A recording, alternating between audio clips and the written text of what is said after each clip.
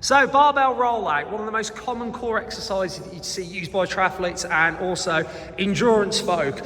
What we want to do though is, obviously this is an exercise to train the muscles that support your spine, particularly using core strength through what you call your anterior core, and probably a lot around the muscles around the shoulder blades. But more commonly than not, because wrong techniques used, most triathletes will actually utilise and train a lot of strength through the lower back, which actually isn't what we want to do, to not just protect the back, but also for performance.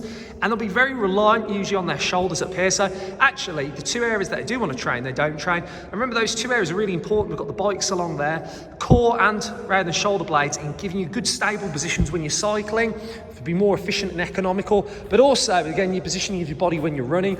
So problem number one usually is the setup position. So this is bang on. You can see the shoulders are just behind or slightly in line with the bar. Usually what happens is that bar starts too far away from the body. So Craig, if you let that roll away, people start with the bar anywhere from there back to there, and it just throws the timing of the movement out straight away. And again, you're going to be using the wrong muscles as opposed to the right ones. So the first trick is to make sure shoulders just in line with slightly behind the bar. The second thing then you'll notice is it's bracing and setting yourself strong before you roll out. So the exercise actually starts before you move. So if you watch Craig, if he braces, two things happen there. The first one, he sucked in a load of air into his stomach, created tension. The other one was his hands on the bar. He almost, you could see him grip them, like turn his hands, almost like a little bit if you grip the handlebars tight, if you thought you were going to fall off a mountain bike.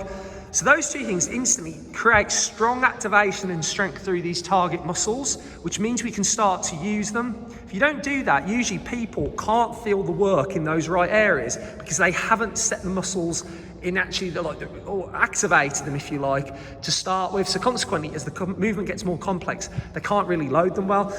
So what we're going to do now is Craig's going to do a good example of rolling on out, so watch carefully.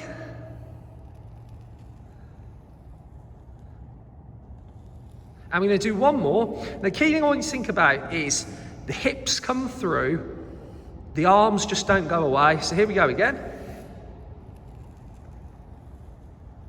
There.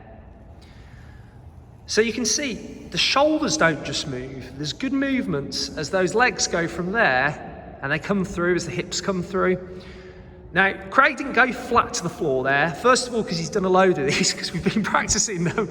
But he's got a barbell, he's got 40 kg on, and it's on AstroTurf. So he hasn't gone all the way down to the floor, because if he had done, he would have lost the position. So that lower back would have arched lots, and he would have become solely reliant on shoulders and lower back, and would be reloading the wrong muscles. So don't think you've just got to get down to the floor, then that's the key. You've got to hold a good strong position. And if that means you go a little less deeper, that's absolutely fine.